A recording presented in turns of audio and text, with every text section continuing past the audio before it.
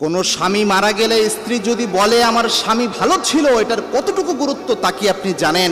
শুধু তো জানেন স্ত্রী আপনার কোন কোন খেদমত করতে হবে, এই ওয়াজ খুব বেশি জানেন, কিন্তু স্ত্রীর কাছে যে কতটুকু ভালো হতে হয়, স্ত্রী আপনাকে ভালো বলতেছে এটার যে কত দাম, এটা একটু হাদিসের আলোকে জেনে নেন। আল্লাহর হাবিব সাল্লাল্লাহু আলাইহি ওয়াসাল্লাম সব সময় স্বামী স্ত্রীর সম্পর্কের ব্যাপারে তো বলতেনই, কিন্তু আল্লাহর হাবিব সাল্লাল্লাহু আলাইহি ওয়াসাল্লাম একটা মারাত্মক হাদিস বলে গিয়েছেন।